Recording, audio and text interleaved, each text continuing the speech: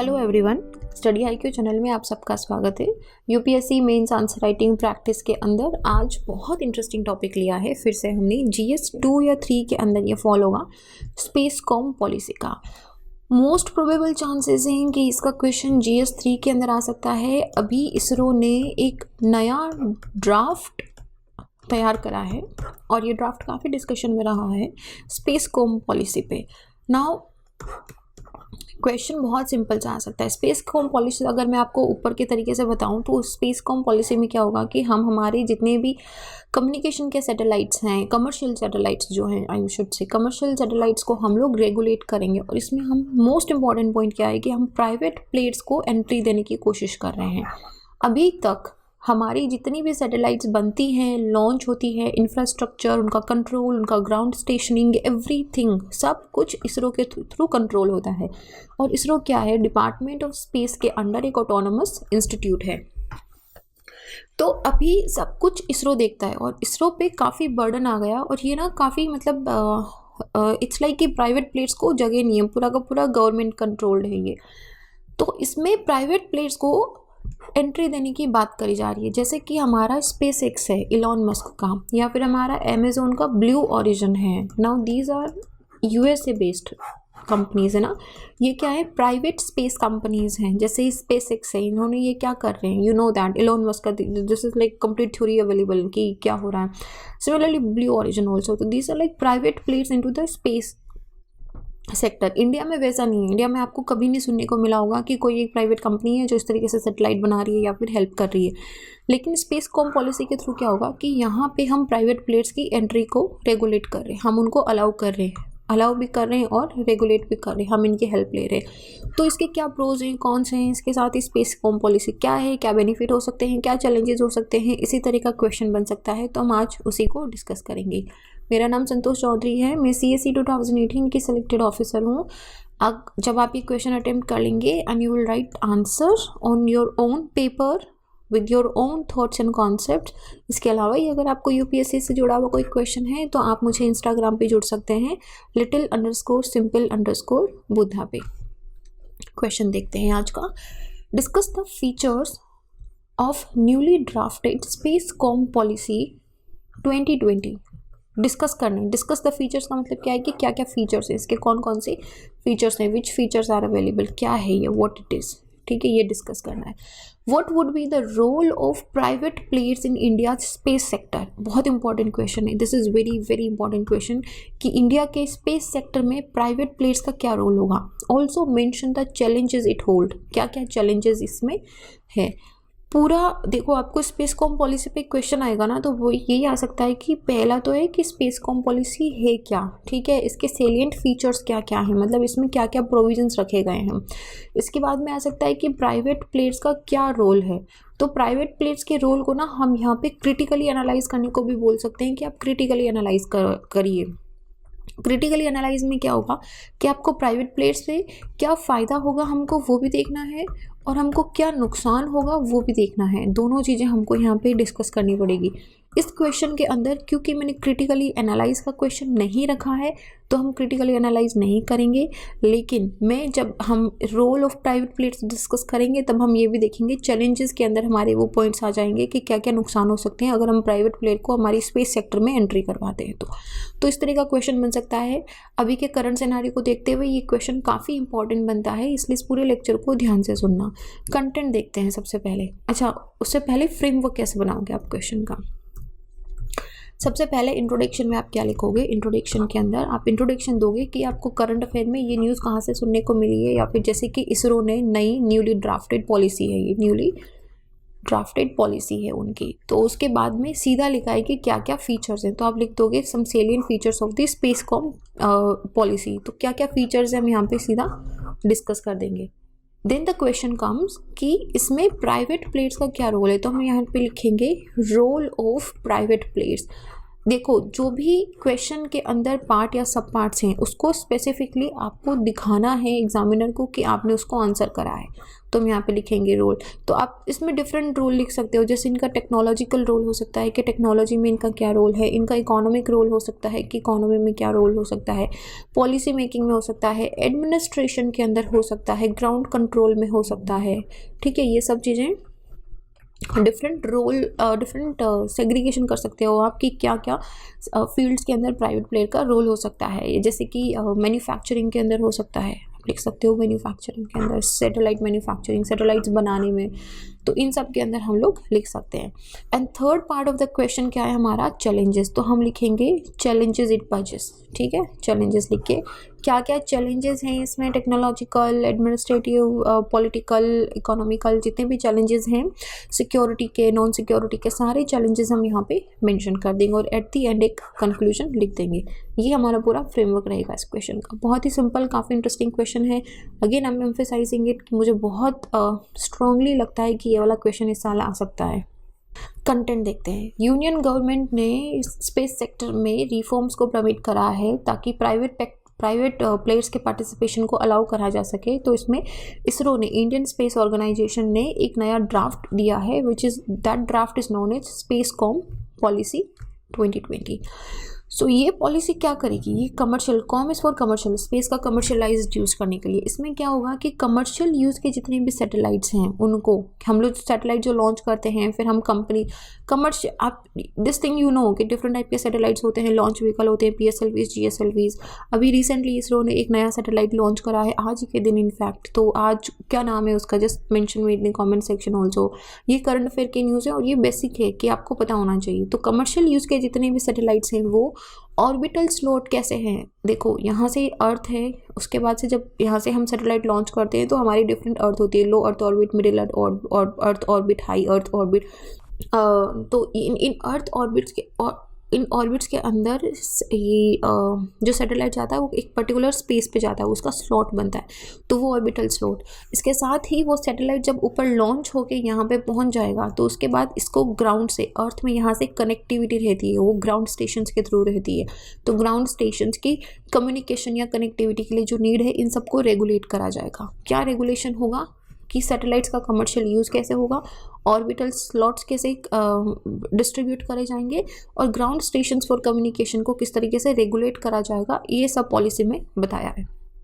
और पॉलिसी ने डिटेल से ये भी बताया है कि जो प्राइवेट प्लेयर्स हैं उनको ऑथराइजेशन देंगे कि वो नए सैटेलाइट, कम्युनिकेशन सैटेलाइट्स और ग्राउंड स्टेशंस को बना सकें, ऑथराइज कर दिया जाएगा उनको, जो अब तक नहीं था। और अभी ये सिर्फ ड्राफ्ट है पॉलिसी, ठीक है, ये इम्प्लीमेंटेशन में भी नहीं आया है, लेकिन बात शुरू हो गई है।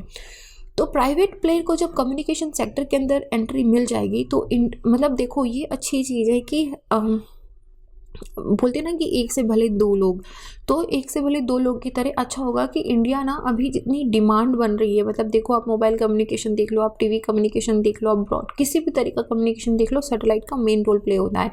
तो सैटेलाइट बेस्ड जितना भी ब्रॉडकास्टिंग है, नेटवर्क कनेक्टिविटी है या ग्लोबल मोबाइल पर्सनल कम्युनिकेशन है, इन सब की डिमांड हर दिन बढ़ती जा रही है। डिमांड बढ़ने का मतलब क्या हुआ कि सैटेलाइट्स पे प्रेशर बढ़ रहा है, उसकी डिमांड इंक्रीज़ होने का मतलब है कि हमको नंबर ऑफ़ सैटेलाइट्स भी इंक्रीज़ करने पड़ते हैं, नहीं तो लेगिंग आना स्टार्ट हो जाता है। तो उसके लिए ज़रूरी है कि हमको और भी ज़्यादा लॉन्च करने पड़ेंगे अकॉर्डिंग टू द डिमांड, और वहाँ पे अगर प्राइवेट प्लेयर्स आते हैं तो इसरो पे जो प्रेशर बिल्ड हो रहा है वो कम हो जाएगा, क्योंकि कम्युनिकेशन सेक्टर एक ऐसा सेक्टर है जो हमारा बहुत अच्छे से डेवलप्ड है। इस जो what I am saying right now, just listen very carefully. Communication sector हमारा वेल डेवलप्ड सेक्टर है हमारा। अभी इसरो जो फोकस कर रहा है वो कर रहा है कि हम चंद्रयान 3 भेजें, हम मोम जो हमारा मार्स ऑर्बिटल मिशन था उसका हम 2 भेजें, या फिर हम वीनस पे हम लोग भेजने की कोशिश करें, या फिर इंटरप्लेनेटरी जितने भी सैटेलाइट्स हैं जो एक्सप्लोरेशन के लिए, जो रिसर्च फील्ड है इसरो का, जो मेन फील्ड है इस रिसर्च फील्ड, उस पर इसरो ज़्यादा फोकस कर सके। अगर वो उतनी टाइम एंड एनर्जी अगर कम्युनिकेशन सैटेलाइट्स को बनाने में, उनको लॉन्च करने में, उनको रेगुलेट, उनको मेंटेन करने में लगा देता है, तो उसके पास ज़्यादा समय और रिसोर्सेज नहीं बचते हैं कि वो जो एक्सप्लोरेशन के लिए, जैसे कि आर्मिटीज़ अभी भेजा है नासा का, वो बात चल रही है, उसके साथ ही नासा ने कितने सारे सैटेलाइट्स एंड मतलब they have sent till the Jupiter to the Saturn to like even into beyond our solar system ना। तो इस तरह में you need resources, you need money. और अगर आप अपना सारा रिसोर्सेज, सारी मनी अगर एक सेक्टर में, जैसे कम्युनिकेशन सेक्टर में अगर आप ज़्यादा डिवोट करना स्टार्ट कर दोगे तो रिसर्च फील्ड के लिए आपके पास ज़्यादा पैसे और रिसोर्सेज नहीं बचेंगे।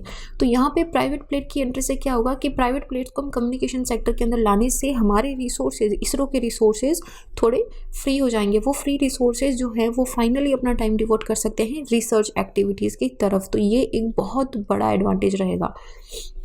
स्पेसकॉम पॉलिसी के की पॉइंट्स क्या हैं कि ये इंडियन स्पेस सेक्टर की रिफॉर्मिंग के लिए है। तो ये क्या रेगुलेट करेगा? Commercial use of satellite, orbital and ground station of communication, ये हमने देख लिया है। तो इसमें क्या फीचर्स क्या हैं इसके? First part of the question क्या है हमारा, फीचर्स क्या है। तो इसमें क्या फीचर्स है? 5 मेजर स्टेटमेंट्स दिए गए हैं। 5 मेजर स्टेटमेंट्स कौन से हैं? 1, 2, 3, 4 और 5, ये 5 मेजर स्टेटमेंट्स हैं। ध्यान से सुनना क्या मेजर स्टेटमेंट्स हैं। पहला है adopt measure to monitor and authorize use of space assets for communication to और फ्रॉम इंडियन टेरिटरी।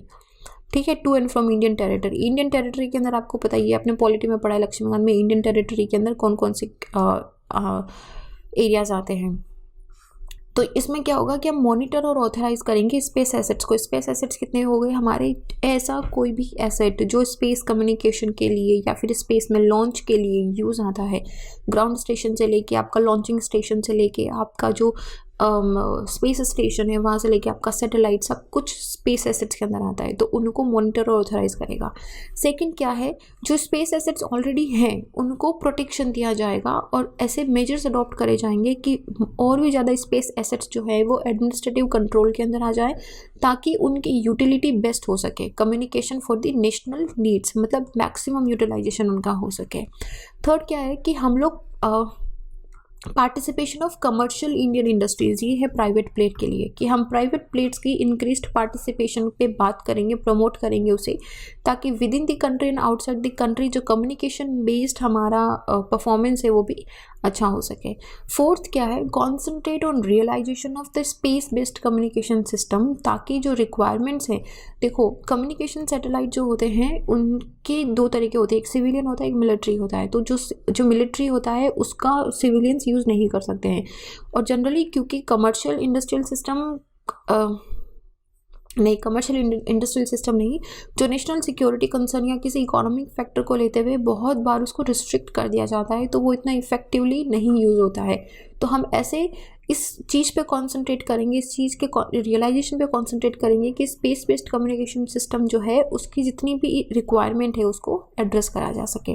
फिफ्थ क्या है, टाइमली और रेस्पॉन्सिव रेगुलेटरी एनवायरनमेंट क्रिएट करा जाएगा फॉर कमर्शियल इंडियन इंडस्ट्रीज, ताकि वो स्टैब्लिश कर सके और ऑपरेट कर सके स्पेस बेस्ड कम्युनिकेशन सिस्टम को। आप एक चीज़ ध्यान रखना, यहाँ पे स्पेस बेस्ड कम्युनिकेशन सिस्टम की बात करी गई है, ठीक है, तो इस चीज़ पे फोकस करना, इसको मिस मत करना। सेलिएंट फीचर्स क्या होगा इसके, गवर्न इंडस्ट्रीज। इसमें क्या होगा कि पॉलिसी जो है वो commercial use of orbital slot, satellites and ground stations को कम्युनिकेशन के लिए गवर्न करना स्टार्ट कर देगी। प्राइवेट कंपनीज को एंट्री होना स्टार्ट हो जाएगी। इससे क्या होगा कि एक तो प्राइवेट प्लेयर्स का एक्शन बूस्ट होगा, मतलब वो ज़्यादा से ज़्यादा पार्टिसिपेट करेंगे, उनका कॉन्फिडेंस बूस्ट होगा। हमारी जो अभी आपको पता ही है कि इंडिया काफ़ी सारी कंट्रीज़ हैं जिनके सैटेलाइट्स खुद भी लॉन्च करता है, मतलब we take money and we launch them. तो उससे क्या होगा, हमारी कैपेसिटी और भी बढ़ जाएगी, तो हमारा रेवेन्यू भी अच्छा होगा। Allowances to the only Indian entities. इसमें क्या होगा कि सिर्फ इंडियन एंटिटीज़ जो हैं वो ही इस चीज़ के लिए डिमांड कर सकती हैं कि आपको ऑर्बिटल स्लॉट चाहिए नए सैटेलाइट के लिए, सर्विस बेस्ड ऑन एग्जिस्टिंग, आपको कौन सी सर्विस चाहिए जो एग्जिस्टिंग सैटेलाइट्स हैं उनमें से, या फिर अगर आपको नए ग्राउंड स्टेशन सेट करने हैं तो उसमें सिर्फ इंडियन एंटिटीज़ या फिर जो प्राइवेट इंडियन कंपनीज़ हैं वो ही पार्टिसिपेट कर पाएंगे। इसमें फॉरेन प्राइवेट कंपनीज़ का भी रोल नहीं बताया गया है। प्रीलिम्स के लिए वेरी इंपॉर्टेंट न्यूज़ देखो, यहाँ पे प्रीलिम्स के लिए बहुत इंपॉर्टेंट है, छोटा सा स्टेटमेंट आ सकता है, ये मुझे भी नहीं पता था, this was also very news to me, कि सैटेलाइट ओन करने में, ग्राउंड स्टेशन सेटअप करने में, या फिर कोई भी सैटेलाइट की सर्विसेज कॉमन लोगों को प्रोवाइड करने में किसी तरह की रिस्ट्रिक्शंस नहीं है। आम आदमी मतलब आप और मैं भी अगर चाहें तो सैटेलाइट एक बना के ओन कर सकते हैं। हालांकि उसका लॉन्चिंग इसरो के थ्रू होगा, लेकिन आप बना सकते हो, उसे ऊपर लॉन्च करके ओन कर सकते हो। आप ग्राउंड स्टेशन अपना सेशन सेटअप कर सकते हो ताकि आपका जो अपनी सैटेलाइट लॉन्च करा उसके साथ आप डायरेक्टली कम्युनिकेट कर सको, और उस सैटेलाइट के थ्रू आपको लोगों को क्या सर्विसेज प्रोवाइड करनी है वो भी आप डिसाइड कर सकते हो। इस पर कोई रिस्ट्रिक्शन नहीं है। आम आदमी कॉमन पीपल के लिए भी कोई रिस्ट्रिक्शन नहीं है। सो ओनिंग सैटेलाइट एंड रिस्पॉन्सिबिलिटी एक नया फीचर है। प्राइवेट इंडस्ट्रीज क्या हो जाएंगी, उनको इसरो के satellite they will be allowed to use तो इसरो सैटेलाइट्स, और वो अपने खुद के भी बना सकते हैं, उनको परमिशन मिल जाएंगी। Indian and global space com sector में क्या होगा कि इंडिया की जो डिमांड है, मतलब देखो इंडिया स्पेस सेक्टर के अंदर एक बहुत ही उभरता हुआ सितारा है। हमारा इसरो का टक्कर, मतलब देखो नासा कंपैरेटिवली बहुत पुराना है, बहुत बड़ा है, उनके पास बहुत इकोनॉमिक रिसोर्सेज हैं, they are like that's a huge organization. उसके कंपैरिजन में इसरो काफ़ी छोटा है, लेकिन फिर भी जिस तरीके से इसरो नासा को compete करता है, ठीक है, जिस तरीके की सक्सेसेस हमने दी हैं, बहुत बार जैसे कि रीयूजेबल सैटेलाइट की जब बात थी तो हमको, या फिर क्रायोजेनिक की जब बात थी तो हम लोगों को नहीं सपोर्ट दिया गया था, हमको मना कर दिया गया था कि हम हमारी जो टेक्नोलॉजी उसको शेयर नहीं करेंगे। तो हमारे साइंटिस्ट ने खुद से मेहनत करके हमारी नई टेक्नोलॉजी बनाई थी, स्टेट इन आर्ट की टेक्नोलॉजी बनाई थी। सो हाँ, मतलब कि डिमांड बहुत है, तो जो डेवलपिंग कंट्रीज़ हैं वो चाहती हैं कि हम उनके सैटेलाइट्स हम लॉन्च करें। सैटेलाइट बेस्ड ब्रॉडकास्टिंग के लिए मान लो, नेटवर्क कनेक्टिविटी के लिए मान लो, there is a huge demand in the global sector also, कि इंडिया का स्पेस सेक्टर अभी काफ़ी उभरता हुआ है, तो उसके अंदर प्राइवेट प्लेयर का भी अच्छा खासा उसमें रोल आ सकता है। तो प्राइवेट कंपनीज़ को क्यों दे भाई, हम सबसे बड़ा क्वेश्चन आता है कि अब तक तो यही देख रहे थे कि इसरो ही देख रहा था, आप क्यों प्राइवेट कंपनीज़ को लाना है। तो इसके रूल्स मैंने आपको ना थोड़े थोड़े बता दिए हैं। सबसे पहला तो क्या हो जाएगा कि इसरो का जो बर्डन है ना कम्युनिकेशन सैटेलाइट्स के ऊपर से, वो रिड्यूस हो जाएगा, ठीक है। और इसरो क्या करेगा फाइनली, रिसर्च फील्ड की तरफ ज़्यादा, मतलब हम भी वीनस, जुपिटर, सैटर्न, इन सब की तरफ हमारे मिशंस भेज सकते हैं और हमारी रिसोर्सेज और मनी हो जाएगी। दूसरा, जब ये प्राइवेट प्लेयर्स आएंगे तो वो क्या करेंगे, रेवेन्यू अर्न करेंगे, रेवेन्यू अर्न करने से आपको और भी ज़्यादा पैसा मिलेगा। थर्ड क्या हो जाएगा कि टेक्नोलॉजी शेयर हो जाएगी, और टेक्नोलॉजी शेयर होने के साथ में टेक्नोलॉजी बिल्ड भी होगी। देखो जब 3 नए लोग, एक तो सिर्फ एक ऑर्गेनाइजेशन काम कर रही है, इसमें अपना दिमाग चला रहे, दूसरी ऑर्गेनाइजेशन अगर उसकी एंथुसियाज्म से आती है तो क्या होगा कि एक से भले 2 हाथ बोलते हैं ना हम, एक से भले 2, तो वो बात हो जाएगी कि हमको और भी ज़्यादा टेक्नोलॉजी हो सकता है कि वो इसे और भी चीपर बना दे। मतलब इसरो ऑलरेडी सैटेलाइट्स बहुत चीप बनाता है, हो सकता है कि प्राइवेट प्लेयर्स के आने से वो और भी ज़्यादा चीप हो जाए, नई टेक्नोलॉजी आ जाए। तो यही बताया मैंने, ये आपको बताया। और दूसरा क्या होगा कि प्राइवेट प्लेयर्स अगर पार्टिसिपेट करते हैं ग्राउंड स्टेशन सेटअप करने में, देखो छोटे छोटे बहुत सारे काम होते हैं, जैसे कि लॉन्च व्हीकल की कंस्ट्रक्शन हो गया है, या फिर सैटेलाइट की लॉन्च हो गया है, या फिर उनका एडमिनिस्ट्रेशन तो खैर इसरो देखेगा, लेकिन छोटा मोटा इंफ्रास्ट्रक्चर का काम जो होता है, या फिर छोटे मोटे ऐसे इक्विपमेंट्स बिल्ड करना होता है विच आर वेरी ईजी। लेकिन क्यों, क्योंकि आप उसको किसी और को दे नहीं सकते हो, हालांकि वो बहुत सिंपल है, लेकिन आपको फिर भी उसमें मेन रिसोर्सेज लगाने पड़ेंगे। तो अगर वो काम हम आउटसोर्स कर लेते हैं, अगर वो काम प्राइवेट प्लेयर कर देते हैं, तो वो लोग इसरो में जो ये छोटे बड़े काम में लगे रहते थे वो कहीं और पे अपना ध्यान डिवोट कर सकते हैं। तो इससे क्या होगा, इसरो को हेल्प मिल जाएगी। तो एक तो ये है। चैलेंजेस क्या क्या हैं, third part of the question है कि क्या क्या चैलेंजेस हैं। सबसे पहला चैलेंज तो है कि यार टेक्नोलॉजी गलत हाथों में नहीं जानी चाहिए। जब इसरो प्राइवेट प्लेयर्स के साथ में अपना कोलैबोरेशन करेगा तो ये नहीं होना चाहिए कि प्राइवेट प्लेयर, क्योंकि देखो इसरो की अपनी अकाउंटेबिलिटी है, ठीक है, ये ऑटोनोमस इंस्टीट्यूशन है, ये पूरा 100% डिवोटेड स्पेस सेक्टर की तरफ। कोई भी प्राइवेट प्लेयर ऐसा नहीं आना चाहिए कि वो हमारी टेक्नोलॉजी को चुरा के किसी दूसरे कंट्री को बेच दे या फिर उसका मिसयूज़ करने लग जाए, ये एक सबसे बड़ा खतरा रहता है। फिर क्या है कि the rules regarding the use of images, मतलब सैटेलाइट से, स्पेसक्राफ्ट से जो यूजेस होती हैं वो डोमेस्टिक पर्पस के लिए होती है और वो काफ़ी स्ट्रिक्ट होती हैं। तो उसमें ये ज़रूरत पड़ेगी कि यार हम काफ़ी फ्लेक्सिबल रूल्स बनाएं ताकि प्राइवेट लोग जो है वो अपना काम कर सकें। लेकिन इसके साथ में ये भी ध्यान रखना होगा कि यार आप उनका मिसयूज़ ना करो, क्योंकि सैटेलाइट से इमेज जो आती है वो काफ़ी बड़े एरिया की इमेज आती है आपके पास एक ही साथ में। और कुछ सैटेलाइट्स हमारे इतने अच्छे हैं, कार्टोसेट है जैसे कि हमारा, जिसका रेजोल्यूशन होता है 0.5 मीटर तक का, 0.25 मीटर तक का रेजोल्यूशन होता है, विच मीन्स कि अगर रोड पे कोई कार भी खड़ी है तो आपको दिख जाएगी। तो ऐसी इमेजेस जो इतनी हाई रेजोल्यूशन की इमेजेस होती है, इनका मिसयूज़ नहीं होना चाहिए। फिर है कि इसरो ना खुद अभी इतना सेल्फ सफिशिएंट नहीं है लॉन्च व्हीकल के अंदर। ये बात मैंने आपको बोली थी कि हम डेवलपिंग कंट्रीज़ के या फिर डेवलप्ड कंट्रीज़ के भी सैटेलाइट्स हम लॉन्च करते हैं, लेकिन हमारा लॉन्च व्हीकल अभी इतना स्ट्रॉन्ग नहीं है। स्पेशली GSLV वाले पार्ट पे या रीयूजेबल लॉन्च व्हीकल पे हम काम कर रहे हैं, तो कभी कभी इसरो को भी डिपेंडेंट होना पड़ता है फॉरेन कंट्रीज़ पे।